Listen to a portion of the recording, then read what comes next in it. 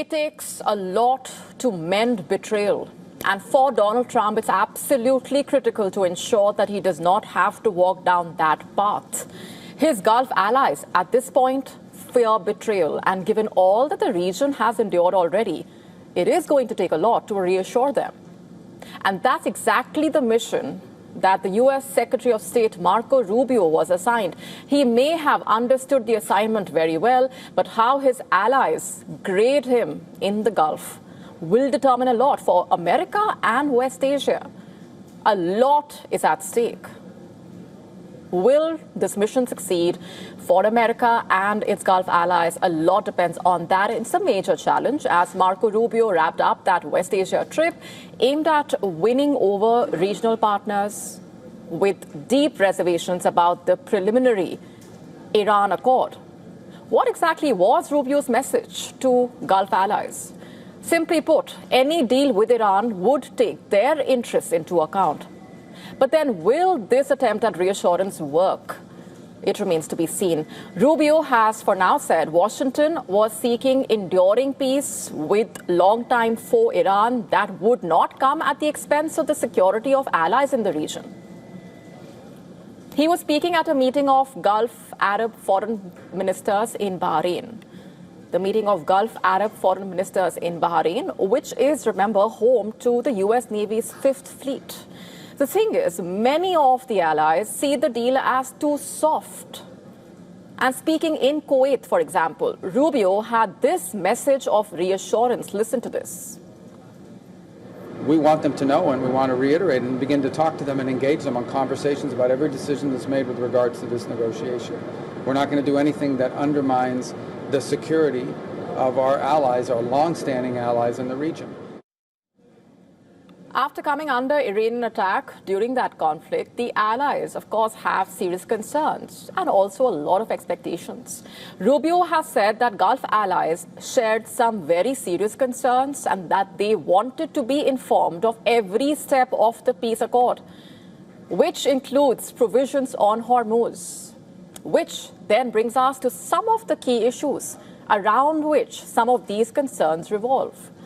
Of course, the Strait of Hormuz would top that list, given how critical the waterway is.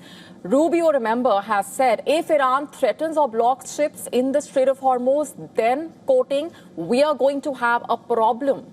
He earlier told ministers that no country on earth has the right to charge for the use of international waterways. And that fees for shipping would never be part of any deal. Remember, besides suffering from Iranian attacks, the Gulf states also saw their vital oil and gas exports effectively cut off by Iran's blockade of the strait. And Tehran has repeatedly said it intends to retain control over the strait, along with Oman, and charge what it calls maritime service fees for crossing it. But during the visit to Kuwait City, Rubio insisted that America was committed to preserving toll-free navigation in the waterway. Then again, there's also the $300 billion reconstruction fund. Very significantly, Rubio said he did not discuss the $300 billion reconstruction fund for Iran. That is part of the peace proposal. Gulf states basically fear that Iran would use that money to revive its military capacity.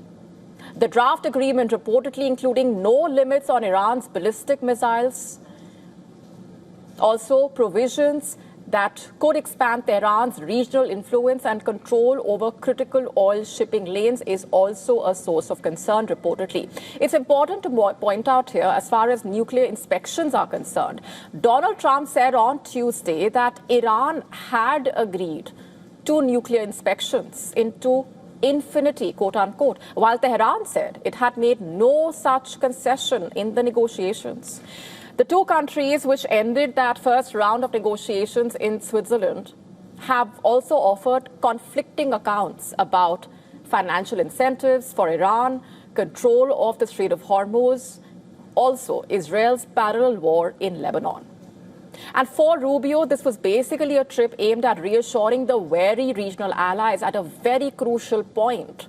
Why was this visit that significant for America, you ask? And what does America hope to achieve? Remember, all 6 Gulf Cooperation Council nations, Saudi Arabia, Qatar, Oman, the UAE, Bahrain, and Kuwait, are strategic U.S. allies that offered some degree of logistical support to Washington during the war, of course, and all came under attack from Iranian airstrikes as a result. Basically, they pretty much make up the backbone of America's security architecture in West Asia.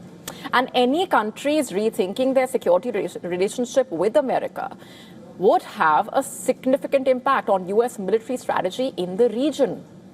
Rubio's mission included defending that preliminary accord that Trump firmly supports, also convinced the Gulf allies that the proposed deal was not overly favorable to Iran and credibly addressing the concerns of his Gulf counterparts. Given what the region has endured as a result of the U.S.-Israel war against Iran and the wide-ranging fallout, a big question mark remains over how the Gulf allies' relationship with the Trump administration evolves. And for America, a positive answer to that question is absolutely crucial. This is a major test for Donald Trump. While he battles the anti-war sentiment at home amid the plummeting approval ratings, he also needs to reassure countries in the Gulf who at the moment fear betrayal. To stay up to speed with the latest news, download the WION app and subscribe to our YouTube channel.